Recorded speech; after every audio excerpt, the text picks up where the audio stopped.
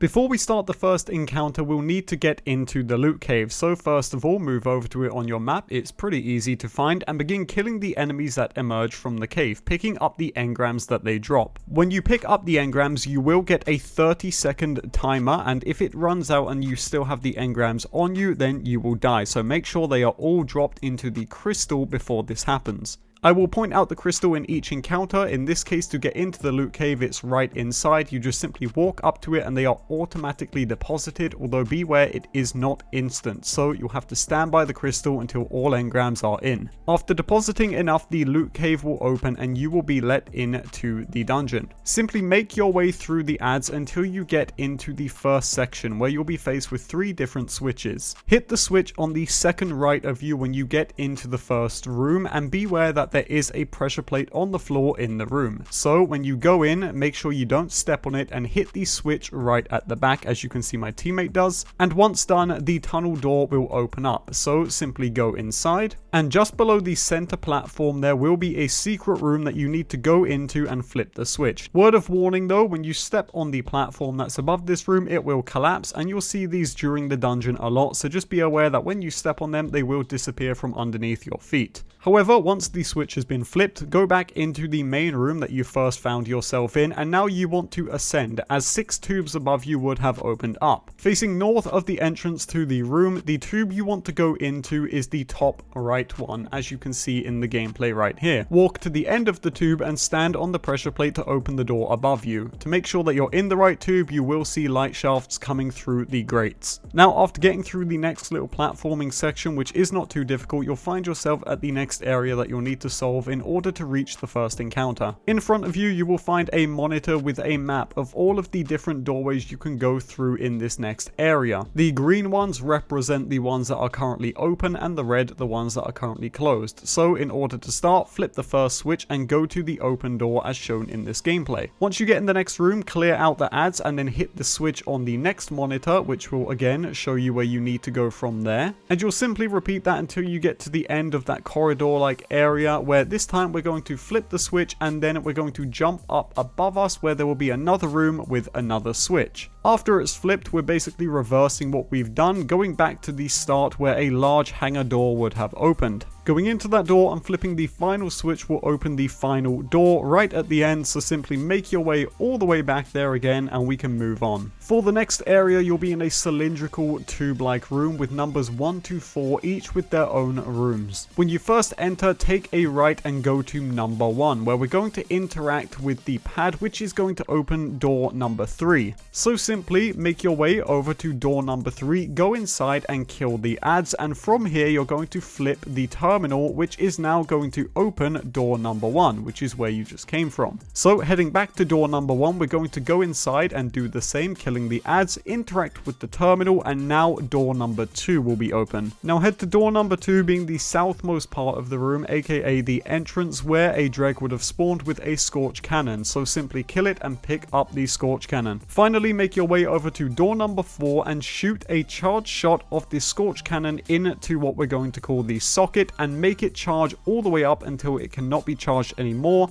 and then let it explode, which will open the door. However, before we move on, do be aware that there is a secret chest just behind door number 4, and I'll show you a quick little route how to get to it right here. It's not that difficult, it's just a little jump and you can open the chest. And now moving on to our first fight of this dungeon. Going up the stairs, you are going to be Donkey Kong ambush, so make sure you hide in the walls, and then you can continue up the staircase. When you get into the warehouse-like room, take a left and go up through the air duct to get to the first fight of this dungeon. Phry'zhia the Insatiable is a culmination of the things we've learned thus far. At the bottom-most part of the encounter showed by this map, there is the crystal which we first saw to bank our engrams into. On the left and right sides of the arena, there is a set of doors which we'll need to open by shooting the sockets above them, and our Scorch Cannon man returns to drop it to us at the top of the encounter. Supers I'd recommend is probably something more ad clear for you hunters out there. For the Titans, maybe a Thunder Crash with a barricade barricade to stop from Phry'zhia hitting you, and for you warlocks, a healing rift and a well of radiance is going to be your best bet here. Now when the encounter starts, move up to the top where you're going to need to kill the Scorch Cannon Dreg, and then once you obtain it, you're going to open the door with the activated socket above it. For me, it is always on the right of the encounter here, and if you're not sure, you can tell because the socket is glowing blue. So once again, shoot a Scorch Cannon shot into there, charging up 3 times before releasing it to open the door where you'll head in with your team. It is important to note that only one door can be open at a time, but nonetheless, when you're in there with your teammates, begin killing enemies and picking up their engrams, taking them back to the crystal at the bottom of the encounter and banking them. Once you grow the crystal enough, the damage phase will start, given away by the audible sound cue, and this is where you can drop your Well of Radiance and begin damaging Phry'zhia. For you warlocks out there, it might be a good idea to put your Well of Radiance on the bottom of the encounter's bridge, but feel free to coordinate with your team what works best for you. With enough rotations and enough damage onto Phry'zhia, you can complete this encounter and move on to the next one. For you newbies out there, the left switch is the one that begins the encounter, it's the right which kills you. And welcome back to the Scourge of the Past Sparrow race, where it's your goal to get to the end of the race without dying, defusing these bombs along the way. In order to make this work, there is going to be a ton of time delays which you can hit with your Sparrow as you make your way through this course. In the first checkpoint, there appears to be around 3 mines, as you can see in the gameplay right here. Once you pass through and defuse the first mine, in the second section there is another time delay on the right and one on the left.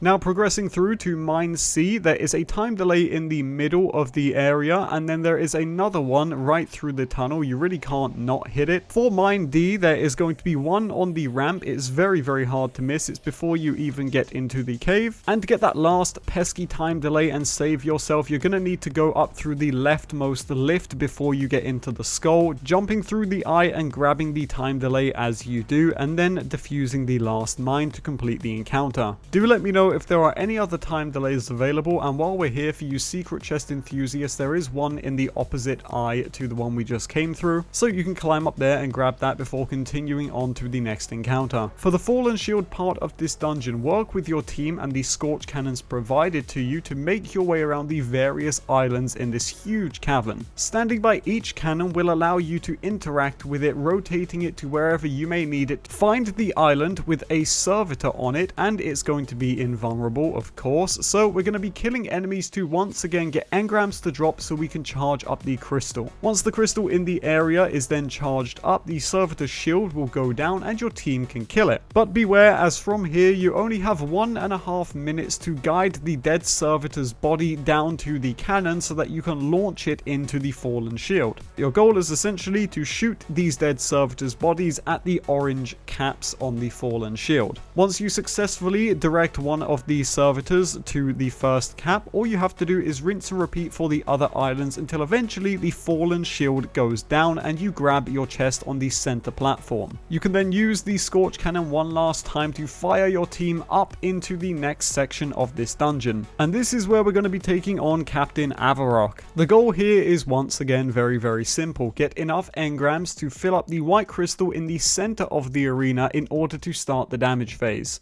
There are 3 sockets returning for this encounter, and they are located on the frames of the center island. There is one on the left portion, there is one on the middle portion, and there is one on the right portion.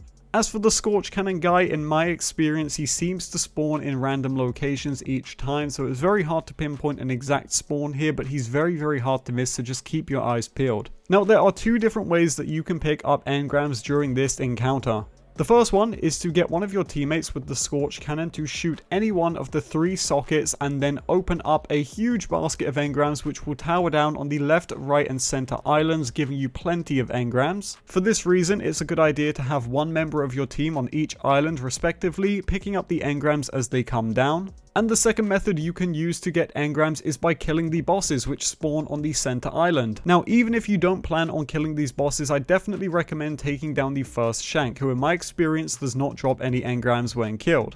but taking the shank down will ensure that you don't get sniped as much during this encounter, and it will also spawn another boss which you then can kill to get engrams. These key factors are all rolled up into one big ball of engram gaining and banking in that center island until eventually the damage phase starts with the final boss. This is where stuff like warlocks with Well of Radiance or titans with Thunder Crash and golden gun hunters come really handy here, because it does make this damage phase a lot faster. And while you can one phase this boss, most teams might find themselves doing 2 or 3 damage phases, but just be aware that the sockets that you shoot in order to drop the engrams to you do only have a certain amount of uses before they lock up. So it's handy to make sure that you are aware of this before you start getting your engrams, and it's also important to be aware that when the engrams spawn, so will a bunch of ads, so ensure that they are all cleared out before you go rallying up engram drops and just getting overwhelmed by ads. But provided you can kill the boss, congratulations, you've just beaten the Grasp of Avarice dungeon in Destiny 2. Thank you guys for watching, and I'll see you in another no nonsense guide.